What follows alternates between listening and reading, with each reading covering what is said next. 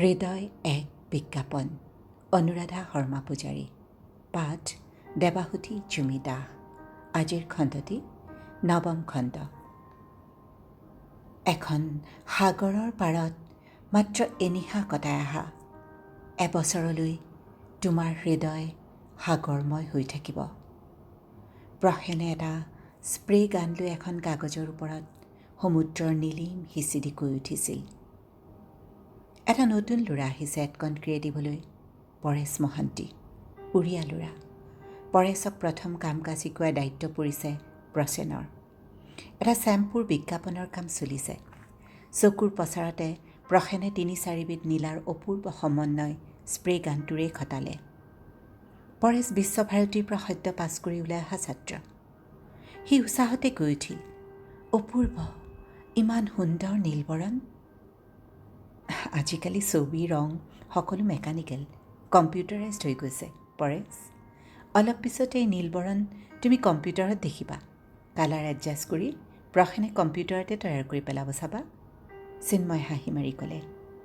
Paresh fine আৰ্টছৰ ছাত্ৰ আছিল। উপাৰ্জনৰ তাগিদাত পৰি এডকনত সোমাল কমাৰ্চিয়েল আৰ্টিষ্ট হৈ। পৰেশে বংশানুক্ৰমে পাইছে শিল্পী প্ৰতিভা। মাক দেউতাক বাই ভনী সকলো শিল্পী। উৰিষ্যাৰ এখন সৰু গাঁও পিপলি। এপ্লিক আৰু এম্ব্ৰইডাৰী কাৰ্যত পৃথিৱী বিখ্যাত। ঘৰে ঘৰে শিল্পীসকলে পুৰুষানুক্ৰমে এই সৌন্দৰ্যবোধেৰেই ডাঙৰ দীঘল হয়। দেশ বিদেশৰ ভ্ৰমণকাৰী আহি তেওঁলোকৰ বেজী সূতাৰ কাম কিনেহি। তেনে এটি পৰিয়ালৰে ল'ৰা পৰেশ মহান্তি। পৰেশৰ ৰং ক'লা, কিন্তু মুখখন এটি অজলা শিশুৰ দৰে লাজকুৰীয়াকৈ হাঁহে। চিন্ময়ে ছবি আৰু কম্পিউটাৰৰ কথা বুজাই থাকোঁতে সি শিশুৰ দৰে প্ৰশ্ন কৰিলে, কম্পিউটাৰে সকলো কৰিব পাৰিবনে? আমি যে ইমান বছৰে হাতেৰে পেঞ্চিল ব্ৰাছ লৈ পৰিশ্ৰম কৰিলোঁ, সকলো অথলে গ'ল। চিন্ময়ে কাটিং পেষ্টিং কৰি থকাৰ পৰাই পৰেশলৈ হাঁহি মাৰিলে। পৰেশ, মানুহৰ মগজুৰ সৈতে মেচিনৰ তুলনা নহয়। আৰু যিদিনাই যন্ত্ৰ সৰ্বশক্তিমান হৈ পৰিব, পৃথিৱীত মানুহ থকাৰো প্ৰয়োজন শেষ হৈ যাব। এটা সময়ত বিৰক্তি আহিবই। এতিয়াই বহু ক্লায়েণ্টে আমাৰ পৰা কম্পিউটাৰ ড্ৰয়িং নিবিচাৰে। তেওঁলোকে নিত্য নতুন চিন্তা ভাৱনাৰে বিচাৰে অন্য কাম, য'ত মানুহৰ হাতৰ পৰশ লাগি থাকে। মায়া সোমাই আহিল। তাই আজি বাসন্তী ৰঙৰ তাঁতৰ বুটা বচা শাৰী পিন্ধি আহিছে। ডিঙিত কাণত টেৰাকোটাৰ গহনা, কপালত ডাঙৰ ফুট। মায়াই শাৰী কাচিতহে পিন্ধে। টিপিকেল বাঙালী সুন্দৰী হৈ অহা মায়ালৈ প্ৰসেনে চাই চকু টিপ মাৰিলে। অসভ্য জানুৱাৰ, মায়ে কপট খং দেখুৱালে। তুমি পোনে পোনে আমাৰ ওচৰলৈ অহাৰ কাৰণ কি? তোমাক এই মুহূৰ্তত এটা কমপ্লিমেণ্টৰ দৰকাৰ নহয় জানো? মই দেখুৱাইছোঁ, আৰু যদি বিচৰা কম তোমাক লৈ যাবলৈ মন গৈছে। মায়া চিন্ময়ৰ ওচৰলৈ গৈ ক'লে, ই এটা জন্তু হৈছে নহয়? চিন্ময় একো নামাতিলে। পৰেশে লাজকুৰীয়াকৈ হাঁহিলে। মায়া অফোন পাতি যেনেকৈ আহিছিল তেনেকৈ গুচি গ'ল। চিন্ময়, তই তাইলৈ সদয় নহওঁ কিয়? সহকৰ্মী যেতিয়া কিছু আবদাৰ থাকিবই। প্ৰসেনে আক্ষেপেৰেই ক'লে। মোৰ ভাল নালাগে। কি ভাল নালাগে? এই যে নিত্য নতুন সাজ পিন্ধি ক্লায়েণ্ট ফুচলোৱাৰ দৰে আমাৰ ওচৰলৈ আহে, সেইবাবে। তই পাৰ, হাঁহি ধেমালি কৰি থাকিবি, মোক নকবি। ইণ্টাৰকম বাজি উঠিল। প্ৰসেনে কাইদা কৰি ডিঙি আৰু কান্ধৰ ফাকত ৰিচিভাৰ লৈ ৰং কৰি থাকিল 2 হাতেৰে। কোন? ভাস্বতী, কোৱাচোন খবৰ। মই যাব লাগে? আহা, তুমি লগ ধৰিলে নৰকলৈ যাম। নাই নাই, ফাজলামি কৰা নাই। কিন্তু মোৰ এটা চৰ্ত আছে। 2টা ৱৰ্ক আজিৰ ভিতৰত শেষ নকৰিলে নহ'ব বুলি তুমি কালিয়ে হুকুম দি থৈছিলা। এতিয়া যদি কামকেইটা কাইলৈ দিলেও হয়। প্ৰসেনে হঠাতে হৌহুৱাই হাঁহি ৰিচিভাৰটো চিন্ময়লৈ আগবঢ়াই দিলে। ভাস্বতীৰ ফোন চিন্ময়, দমদমলৈ যাব লাগে ভাস্বতীৰ লগত। কোনোবা বিখ্যাত ব্যৱসায়ী ডুবাইৰ পৰা আহিব, অকলে যাব খোজা নাই। চিন্ময়ে ৰিচিভাৰ লৈয়ে ক'লে, ভাস্বতী মই যাম। কৈয়ে চিন্ময়ে ফোনটো থৈ দিলে। প্ৰসেনে অবাক হৈ কিছুপৰলৈ চিন্ময়লৈ চালে।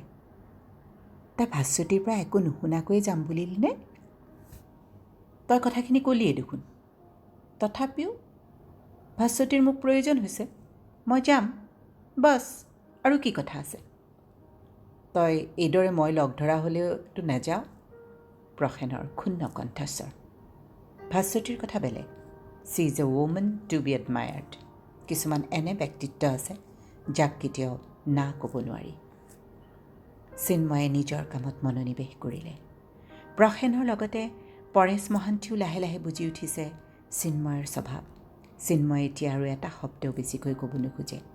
মুখ গম্ভীৰ কৰি নিজৰ কামত মনোনিৱেশ কৰিলে কাৰো সাধ্য নাই চিন্ময়ৰ পৰা এষাৰ মাত উলিয়াবলৈ। পৰেশে তীক্ষ্ণ দৃষ্টিৰে প্ৰায়ে চিন্ময়ক লক্ষ্য কৰে। ল'ৰাটো বয়সতকৈ বেছি গম্ভীৰ। শিল্পীসুলভ ফ্ৰেঞ্চ কাট দাড়ি, তীক্ষ্ণ নাক, ডাঙৰ চকু, ৰিজু দেহৰ চিন্ময়ৰ শাৰীৰিক অভিব্যক্তিৰ সৈতে মানুহজন নিমিলে। নৈৰ বুকুৰ শিলৰ দৰে কোমল, নয়নাভিৰাম স্ৰোতবোৰ পাষাণত মূৰ খুন্দিয়াই মৰাৰ দৰে চিন্ময়ৰ কথা বতৰা দৰকাৰতকৈ কঠোৰ। খুব কমেইহে হাঁহি ধেমালি কৰে। পৰেশে সেইবাবে প্ৰসেনৰ সৈতেহে সহজ হ'বলৈ ভাল পায়।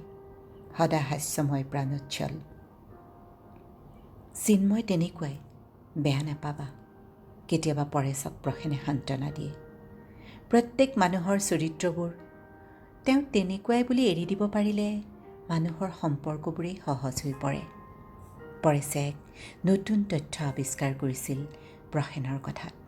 চিন্ময়ৰ সীমাবদ্ধ আচাৰ আচৰণ আৰু কঠোৰতাক সেইবাবে বেয়া পাব পৰা নাই পৰেশ মহান্তিও।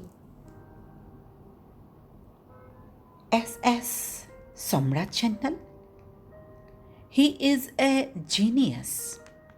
বাসৱ বেনাৰ্জীয়ে ভাস্বতীৰ মুখত ডাবল অক্সৰ নতুন ব্ৰাঞ্চ খোলা সন্দৰ্ভত খবৰ শুনিয়ে উচ্ছ্বসিত হৈ ক'লে। বাসৱ বেনাৰ্জী বেছ আৰামৰ ভংগীৰে ৰিভলভিং চেয়াৰখন পিছলৈ লিভাৰ টানি হাওলাই প্ৰায় শুই পৰাৰ দৰে আউজি দিলে। ক'ত প্ৰথম পাইছিলোঁ সম্ৰাটক, ক'ত ঠিক মনত পৰিছে। ছাণ্টা ক্ৰুজত আমাৰ এবাৰ বিপৰ্যয় ঘটিছিল।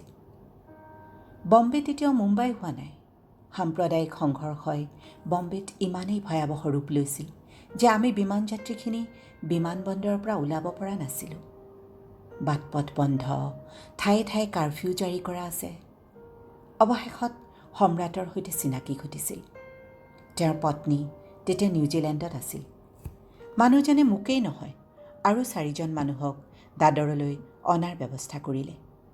এই পৰিচয় সূত্ৰে সহৃদয় মানুহজনৰ সৈতে দুবাৰ যোগাযোগ কৰাৰ চেষ্টা চলালোঁ, কিন্তু আচৰিত মানুহ, লগেই নকৰে। বম্বেত জাহাজৰ পাৰ্টছ বনোৱা কোম্পানীৰ লগতে তেওঁৰ এটা লেডাৰ প্ৰডাক্টৰ বিশাল ফেক্টৰীও আছে বুলি জানিছিলোঁ। ডাবল অক্স নামটোৰ খবৰ লৈছিলোঁ। ডাবল অক্সৰ বেগ জেকেটৰ বিদেশত বজাৰ খুব ভাল। তুমি কনফাৰ্ম নে ভাস্বতী? ডাবল অক্স কলিকতাত খোপনি পুতিছেহি বুলি? 100%। তেওঁলোকে নেটৱৰ্ক কৰিছে কলিকতাত। 2 মাহমানৰ পিছতেই পশ্চিমবংগত একেলগে 8টা শ্ব'ৰুম খুলিব। এটা ফেক্টৰী ইয়াতো হৈছে, উত্তৰ পাৰত। ক'ৰ পৰা খবৰ সংগ্ৰহ কৰিলা Bhaswati? That's my business secret, কৈয়ে ভাস্বতীয়ে হাঁহিলে। তাইৰ কিয় জানো মহুৱাৰ প্ৰসংগ বাসৱ বেনাৰ্জীৰ সন্মুখত উলিয়াবলৈ ইচ্ছা নহ'ল। জানানে, সম্ৰাট অক্সফৰ্ডৰ গ্ৰেজুৱেট। তোমাক মই এবাৰ SS-ৰ বিষয়ে কৈছিলোঁ নহয়। মুদী মানুহ, কাণ্ড কাৰখানা সঁচা সম্ৰাটৰ দৰে। হৰিশ মুখাৰ্জীৰ বংশৰ তেজ আছেতো। বিনয় সোমাই আহিল, এখন ট্ৰেত এটা চাহৰ পট আৰু 2যোৰ কাপলেট লৈ। ভাস্বতী লাহেকৈ সুধিলে, চিন্ময় দাই আপুনি কেতিয়া যাব সময়টো সুধিছে? 1 ঘণ্টাৰ পিছত। ভাস্বতীয়ে বিনয়লৈ চাই সামান্য হাঁহিলে। বিনয়ে চাহ বাকি দিব খুজিলে। ভাস্বতীয়ে ক'লে, নালাগে, তুমি যোৱা। হঠাৎ ভাস্বতীৰ মনত পৰিল হৰিশ মুখাৰ্জী নামৰ বিখ্যাত ৰাস্তা এটা আছে। ভাস্বতী যি ৰাস্তাৰে ঘৰলৈ যায়। তাই সংকোচ নকৰি সুধিলে, হৰিশ মুখাৰ্জী কোননো? কিয়? সেই বিখ্যাত হিন্দু পেট্ৰিয়ট পত্ৰিকাৰ সম্পাদক, যি 1857 চনৰ চিপাহী বিদ্ৰোহত ব্ৰিটিছক তীব্ৰ ভাষাৰে নিন্দা কৰিছিল। হৰিশ মুখাৰ্জীৰ হিন্দু পেট্ৰিয়ট আৰু শ্যামানন্দ সেনৰ সমাচাৰ সুধাবৰ্ষণৰ বাহিৰে তেতিয়া কলিকতাৰ সকলো পত্ৰিকাই এই বিদ্ৰোহক নিন্দা কৰি ইংৰাজৰ গুণগান কৰিছিল। বাঙালী মধ্যবিত্ত শ্ৰেণীটোৰ এই ইংৰাজ প্ৰীতি প্ৰৱণতাক তিৰস্কাৰ কৰি এই দুজন সম্পাদক গুজৰি উঠিছিল। ব্ৰিটিছে ভাৰতত খোপনি পোতাত কলিকতাৰ মধ্যবিত্ত আৰু জমিদাৰ শ্ৰেণীটোৱে কম সহায় কৰা নাছিল। দুটামান কেৰাণীৰ চাকৰি, বাবু সংস্কৃতিৰ লোভত ব্ৰিটিছক বৰপীৰা পাৰি দিছিল এওঁলোকে। হৰিশ মুখাৰ্জীৰ কথা কওঁ, ভাস্বতীয়ে এক ভিন্ন আকৰ্ষণ অনুভৱ কৰিলে এই বলিষ্ঠ সাংবাদিকজনৰ প্ৰতি। বাসৱ বেনাৰ্জীয়ে সামান্য হাঁহিলে। এখন কাগজত এটা পেনেৰে আগবাগ কৰিলে। ভাস্বতীয়ে বুজিলে বাসৱ বেনাৰ্জীয়ে খেলি মেলি কিছু কথাৰ আঁত ধৰি ক'বলৈ যত্ন কৰিছে।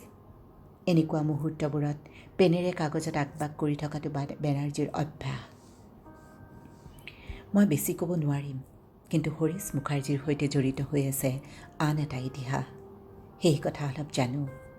তেওঁ চিপাহী বিদ্ৰোহ দমন নীতিৰ বিৰুদ্ধে মাত মাতিয়েই কেৱল ক্ষান্ত নাছিল, নীলখেতিৰ খেতিয়কক কৰা ব্ৰিটিছৰ অত্যাচাৰৰ বিৰুদ্ধেও কলম তুলি লৈছিল।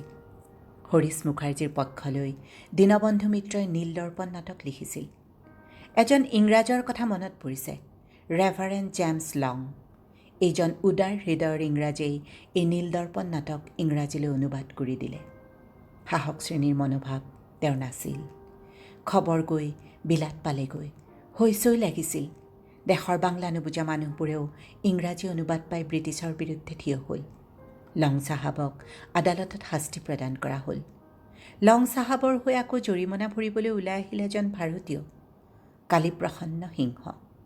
হৰিশ মুখাৰ্জীয়ে জনস্বাৰ্থৰ খাতিৰত ইংৰাজ চৰকাৰক নীল কমিছন বহুৱাবলৈ কলমেৰেই বাধ্য কৰালে। এই কমিছনৰ চুপাৰিচতে নীলখেতি নিষিদ্ধ কৰা হ'ল। কিন্তু অন্য এটা মৰ্মান্তিক ঘটনা হ'ল। অত্যধিক পৰিশ্ৰমৰ বাবে এই সাহসী সম্পাদকজনে এই সুখবৰ পাই নগ'ল। মাত্ৰ ৩৭ বছৰ বয়সতে তেওঁৰ মৃত্যু ঘটিল। বৰ দুখৰ কথা, বৰ দুখৰ কথা, ভাস্বতীয়ে কাতৰভাৱে কৈ উঠিল। ভাস্বতীয়ে কেতিয়াও আশা কৰা নাছিল এনেকুৱা এজন মানুহৰ পৰিণতি এনে মৰ্মান্তিক হ'ব বুলি। আপুনিচোন এজন ইতিহাসবিদেই, ভাস্বতীয়ে সপ্ৰশংস দৃষ্টিৰে বাসৱ বেনাৰ্জীলৈ চালে। নাই, এনেকুৱা কথা কৈ বুৰঞ্জীবিদসকলক অপমান নকৰিবা। আচলতে প্ৰত্যেক মানুহৰ জীৱনলৈ এনে কিছুমান প্ৰয়োজন আহে, তাগিদা আহে, যে নভবাকৈ কিছু কথা জানি পেলোৱা হয়। কিন্তু আপুনি বিজ্ঞাপন জগতৰ এজন সুদক্ষ মানুহ বুলিহে পৰিচিত। মাল্টিমেডিয়া বা এনিমেশ্যন ফিল্মৰ ইতিহাসৰ বিষয়ে আপুনি কোৱা হ'লে আচৰিত নহ'লোহেঁতেন। আপুনি যি ইতিহাস বৰ্ণনা কৰিলে মই আচৰিত হ'বলগীয়া বুলিয়েই ভাবিছোঁ।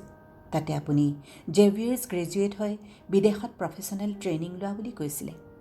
এইবোৰ কথা নিজৰ ইচ্ছা আৰু অধ্যয়ন নাথাকিলে জনা নাযায়। অধ্যয়ন তেনেই নাছিল ভাস্বতী। বাঙালী হৈও মই বাংলা ভালকৈ লিখিব পঢ়িব নাজানিছিলোঁ।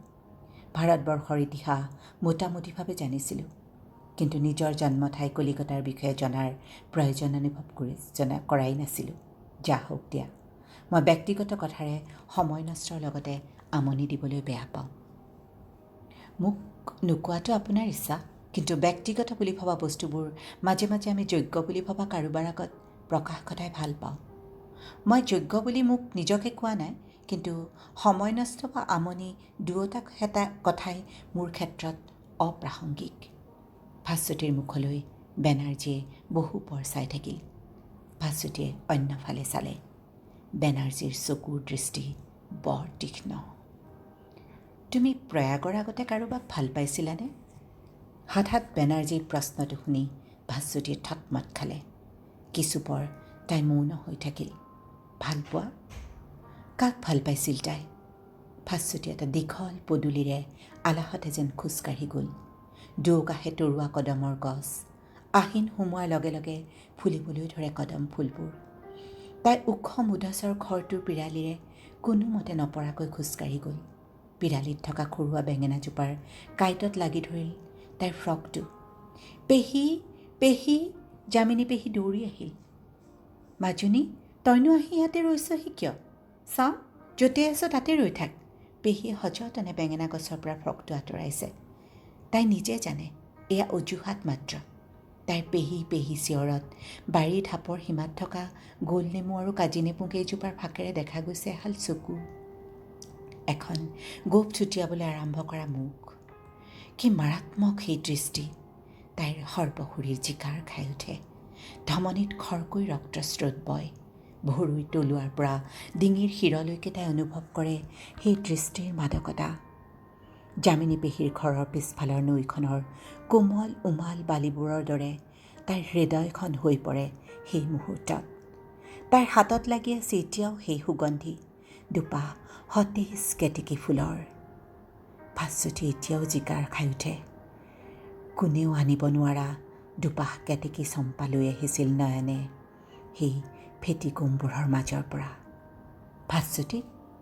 বেনাৰ্জীৰ মাত শুনি ভাস্বতী অপ্ৰস্তুত হৈ পৰিল। তাই এটাকৈ খুব সৰুকৈ ক'লে, প্ৰেমত বোধহয় পৰিছিলোঁ। সেই প্ৰেমৰ ৰাগীৰ বাবে আজিও কষ্ট ভুগিছোঁ তিল তিলকৈ। হয়তো সেয়া এক সপোন আছিল, যি সপোন নেদেখা হ'লে হয়তো আজি মই এজন সুন্দৰ স্বচ্ছল স্বামীৰ পত্নী হৈ আটাইতকৈ সুখী জীৱন অতিবাহিত কৰিব পাৰিলোহেঁতেন। মই এজনী বাঙালী ছোৱালীৰ প্ৰেমত পৰিছিলোঁ এসময়ত। তাই ৰবীন্দ্ৰ সংগীত গায় খুব ভালকৈ। তাক ঢাকাই শাৰী পিন্ধি কপালত ডগমগীয়া ফোট লৈ অষ্টমীৰ অঞ্জলি দিবলৈ যেতিয়া যায়, মই তেতিয়া ক্লিফ ৰিচাৰ্ডৰ এভাৰগ্ৰীণ ট্ৰী গানটো গীটাৰ বজাই তাইক শুনাই গাওঁ। আমি এসময়ত তেনেকৈ বহুত কাষ চাপি গ'লোঁ। মই বিদেশলৈ গ'লোঁ পঢ়িবলৈ। তাই মোক প্ৰায়ে টিকিং কৰিছিল, তুমিতো বাঙালী নহয়, বাঙালী হোৱা প্ৰথমে, তাৰপিছত মোক পাবা। তাই মোলৈ বিদেশত থাকোঁতে চিঠিও দিছিল, অজস্ৰ মৰম সনা কথা। আচৰিতভাৱে মই সলনি হৈছিলোঁ। মই বাংলা কিতাপ পঢ়িবলৈ আৰম্ভ কৰি দিছিলোঁ। আত্মীয় বন্ধু সকলোলৈকে কেৱল বাংলা কিতাপ খুজি চিঠি দিছিলোঁ। বিশ্বাস কৰা, নিউয়ৰ্কলৈ যেতিয়া গ'লোঁ প্ৰথম চাকৰিত জইন কৰিবলৈ, মই সেই কোম্পানীৰে এজন বাঙালী সহকৰ্মীক পাই বাংলাত কথা পাতিবলৈ পাই আত্মহাৰা হৈছিলোঁ। মই তেতিয়াই ইতিহাস পঢ়িবলৈ আৰম্ভ কৰিছিলোঁ। হৰিশ মুখাৰ্জীৰ কথা তেনেকৈ জানিছিলোঁ। এজন প্ৰকৃত বাঙালী বোধ হয় মোৰ মনত হঠাৎ জাগি উঠিছিল তেওঁলোকৰ কথাবোৰ পঢ়ি। আৰু ছোৱালীজনী? ভাস্বতীয়ে প্ৰসংগ এৰাই যাব খোজা বেনাৰ্জীলৈ তীক্ষ্ণ দৃষ্টিৰে চাই সুধিলে। বেনাৰ্জীয়ে হঠাতে হাঁহি পেলালে। তুমি বৰ চালাক কিন্তু। কি হ'ব আৰু, এবাৰ গম পালোঁ তাইৰ বিয়া হৈ গ'ল। 4 পুৰুষ ধৰি লণ্ডনত সহবাস কৰা এঘৰ বাঙালীৰ কনিষ্ঠ পুত্ৰক তাই বিয়া কৰালে। তাইৰ মতে ল'ৰাৰ দেউতাক এবাৰ কলিকতালৈ আহোঁতে তাইক দেখি পচন্দ কৰি বিয়া ঠিক কৰি থৈ গ'ল। মই শুনামতে তাইৰ গিৰিয়েকটোৱে এটা বাংলা শব্দও বুজি নাপায়। মোৰ এটাই লাভ হ'ল ইয়াৰ পৰা, মই বিদেশত থকাৰ মোহ ত্যাগ কৰিব পাৰিলোঁ। ইয়াত মই জানো বেয়াকৈ আছোঁ? নহ'লে জীৱনৰ 22টা বছৰ বিদেশত কটোৱা মানুহ এজনে নিজৰ ঠাইত চাকৰি কৰিবলৈ গুচি অহাৰ কথা শুনিছানে? বেনাৰ্জীয়ে কৈ আকৌ হাঁহিলে শব্দ কৰি। আপুনি বিয়া নকৰালে কিয় এজনী বাঙালী ছোৱালীক? কি কোৱাহে, মই ভালপোৱা ছোৱালীজনী জানো অবাঙালী আছিল? বিয়াৰ প্ৰয়োজনৰ কথা ভাবিবলৈ সময় নাপালোঁ, ইমান ব্যস্ততা। বাসৱ বেনাৰ্জীয়ে আকৌ হাঁহিলে। হাঁহি হাঁহিয়ে ক'লে, হ'ব দিয়া আজিলৈ বহুত সময় নষ্ট কৰিলোঁ। ৰাতি 8টাত তুমি দমদম পাবগৈ লাগিব। কবিৰ খান্না বুলি যিজন মানুহ আহিব তেওঁৰ থকা খোৱা সকলো খৰচ আমি বহন কৰিছোঁ। হোটেল তাজ বেংগলত সকলো ঠিক কৰি দিছোঁ। তুমি আৰু এবাৰ খবৰ কৰিবা, চাবা যাতে তেওঁ একোতে অসুবিধা নাপায়। সুনন্দা চাহানীক কোৱা আছে, তুমি কিবা অসুবিধা পালে তেওঁ হেল্প কৰিব।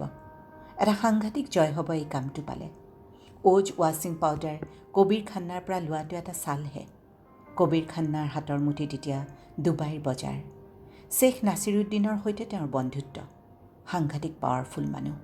মাফিয়া ডনবোৰৰ সৈতেও তেওঁৰ বন্ধুত্ব। মই যোৱা 6 মাহ ধৰি অক্লান্ত পৰিশ্ৰমেৰে তেওঁক আনিছোঁ। ভাস্বতী, তোমাৰ এয়া প্ৰথম পৰীক্ষা। কবিৰ খান্না সন্তুষ্ট হ'লে ওজ পাউডাৰ পোৱাই নহয়, আমি অন্যবোৰ এজেঞ্চিতকৈ 4 ধাপ একেবাৰতে পাৰ হৈ আগুৱাই যাম। নাও গুড লাক। ভাস্বতী নিঃশব্দে ওলাই আহিল বেনাৰ্জীৰ কোঠালিৰ পৰা। কোনটো সত্য? নীলখেতিৰ ইতিহাস কোৱা বেনাৰ্জী নে প্ৰেমিক বেনাৰ্জী নে chief advertising officer Basab Banerjee? জীৱন মানে এক অন্তহীন অনুসন্ধান। মোহোৱাৰ কথাই সত্য হয়তো। মানুহৰ জীৱন ৰহস্যতে বন্দী জীৱন জিজ্ঞাসা। বেনাৰ্জীৰ দৰে তীক্ষ্ণ বুদ্ধিসম্পন্ন সুদক্ষ বুলি বিজ্ঞাপন জগতত দপদপাই ফুৰা মানুহজনৰ প্ৰতি ভাস্বতীৰ মায়া উপজিল। বেনাৰ্জীয়ে ব্যস্ততাৰে পূৰ্ণ কৰিছে নেকি জীৱনৰ শূন্যতাক? আজিৰ খণ্ডটিৰ ইমানতে সমাপ্ত হ'ল। অহা খণ্ডত আপোনালোক সকলোকে লগ পাম। আপোনালোকৰ সুবিধাৰ্থে হৃদয়ক বিজ্ঞাপনৰ ইতিমধ্যেই পৰিৱেশিত প্ৰতিটো খণ্ডই ইউটিউবত উপলব্ধ হৈছে। ধন্যবাদ।